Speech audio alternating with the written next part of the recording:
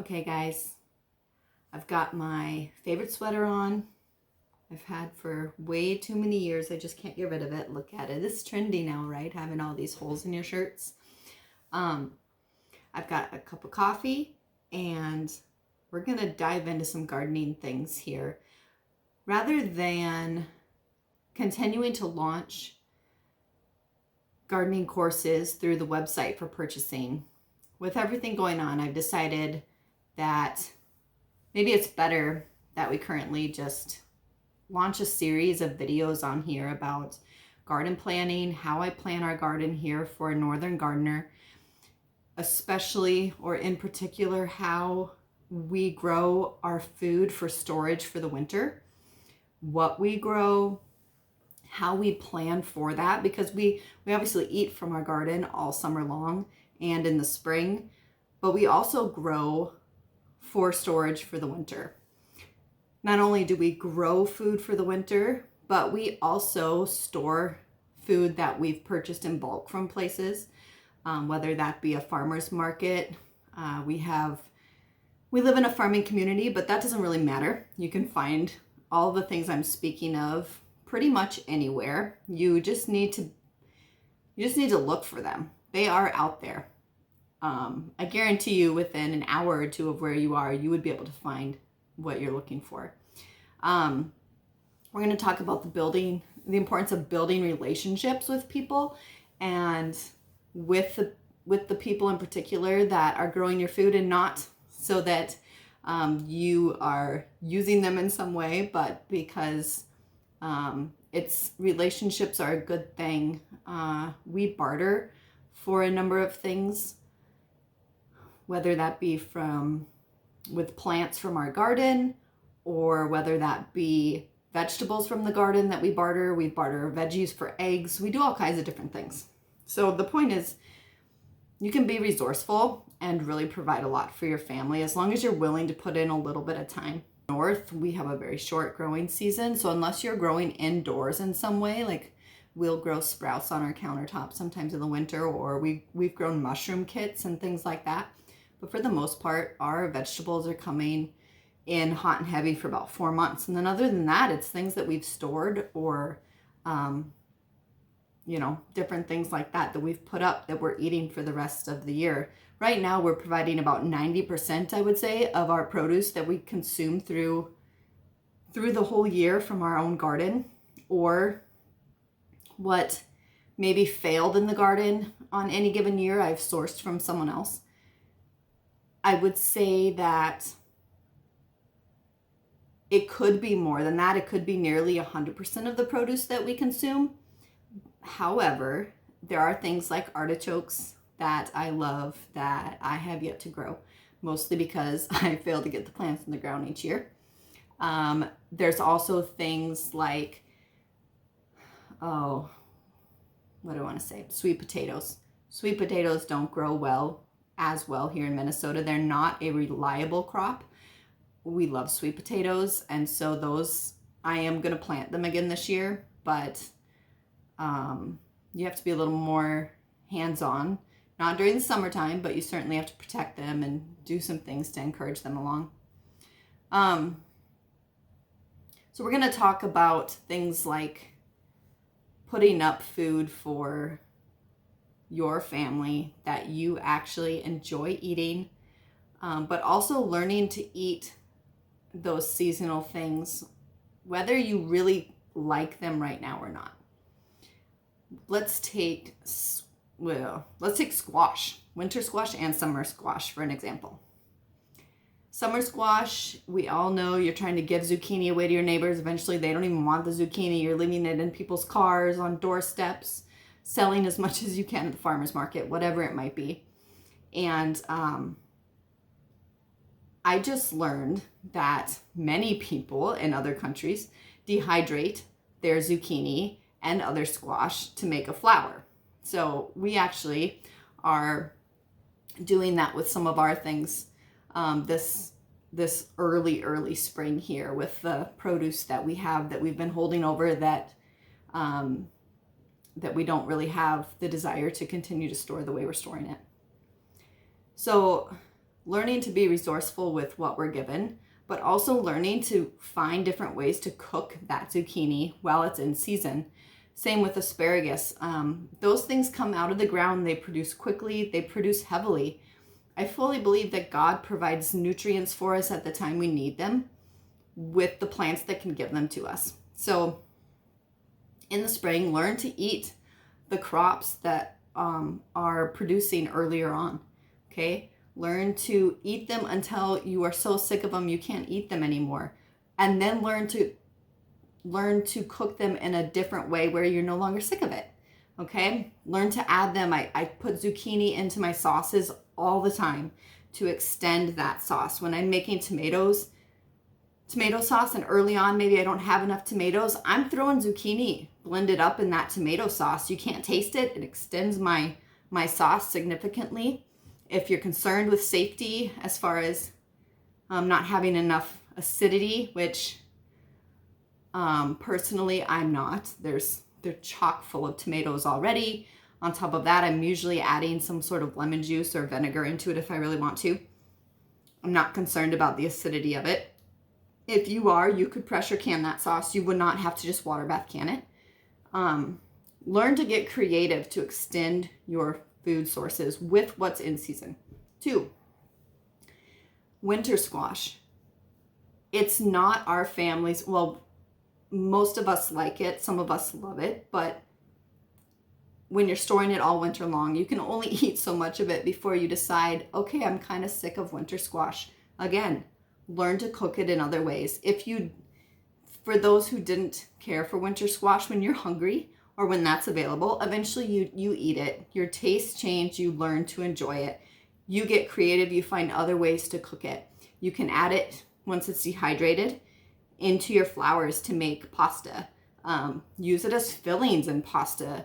Use it in fillings or in a sauce to thicken your sauce. You know, there's an abundance of ways to utilize that produce that you can provide a ton of nutrition for your family while still enjoying what you've grown. I highly recommend learning to eat seasonally. It's really important. And it's not instantaneous. It takes time to learn to enjoy eating that way, but I promise you that you will. We have 4 kids. They don't all like the same thing. I also don't make separate meals for everybody though. We do sometimes if I know I'm making something that one person in particular, my other son has some food sensitivities. If there's things that he can't or maybe wouldn't want to eat, we make it in a way where he can choose to put something on it or not. So think that way. Don't make full separate meals for people, but always present it to them, especially if you have little kids. You know, it took a few years for our family to really enjoy winter squash, but they do now, and it's become a real blessing to our family. We're also going to talk about not eating your storage crops. That's part of eating seasonally. Not eating them when other things are in season. For instance, carrots. We grow a number of different varieties of carrots. We grow carrots that mature faster, and we grow carrots that take longer to mature, say a 60-day carrot versus a 100-day carrot.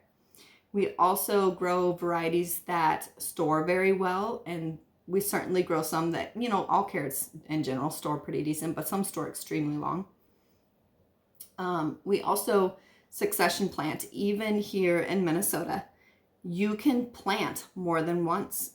I plant all the way up until really mid-July, the end of August for certain crops. And most of the time I've already harvested something from that area. So where I maybe had an early planting of a certain carrot or beet or radish or whatever it might be, peas, I'll replant that again.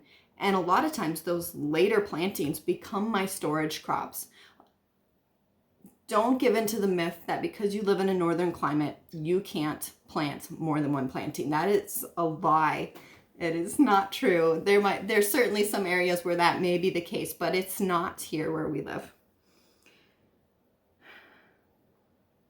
We're also going to talk about different types of storage for these crops. We're going to talk about all the ways we've learned to store things. When you have a lot coming in from the garden, it can be very overwhelming. Harvest time can be more overwhelming than planting time because you're already a little bit tired from the season, and now you have to figure out what to do with all this produce before it goes bad. So we're going to talk about all the ways that we've learned to deal with the abundance of things coming in. We're going to talk about ways you can preserve your food without needing to can it or have such high input for time. Really, time is of the essence, especially if you're like me. I have a full-time job. I have 4 kids, which in and of itself is another full-time job, hauling them to all their sports and appointments and getting them out the door for school and whatever else. We raise some poultry for butchering. We, do all the things that all of you do as well. We're very active in our community. So you can do this too. And if I could encourage you right now, it would be grow something, please. Just grow some food. Don't give in to the myth that we as individuals can't provide for our family because we don't have enough space. That is a total myth. That is a complete lie. If everybody grew a little bit of something, that would go a long ways to provide for yourself and for your neighbors. And it gives you a sense of accomplishment. It adds beauty. It provides nourishment for your family. It gives you a place to go to just relax and enjoy creation. We're going to talk about exactly what I am planting this year, some of my favorite varieties, how I plan my garden, different tools that I use for that. We're just going to go over a number of things. We'll talk about weeding. We'll talk about how I plan and prepare our garden so that I could go on vacation for a week in the middle of it. Now, do I? Not very often, because it's hard to find time to get away for a week. But I could leave for a week and I would not be concerned that I would come back to weeds galore and all my plants taken over by them. So we'll talk about that. We'll talk about watering and irrigation, pest control. I do not spray our garden. We do have a large garden space that is, it's not a community garden, but it's a family space where more than just us garden out there. Some people do spray for things. And because of that, it's harder for me to get away with, what's the best way to say that? We still don't spray our plants. We do a natural control on our potatoes because there's a lot of potatoes planted out there, and potato bugs are a bigger problem out that way. I generally deal with them by hand in our own garden. We mass planted a bunch of our potatoes as a group last year. We're not going to do that this year. And so this year I'll probably just hand deal with the potato bugs again on my own. One thing we are thinking about doing is we have ducks. We are thinking about letting some of our ducks loose in our potato patch before we harvest them so that they can eat some of those potato bugs potentially.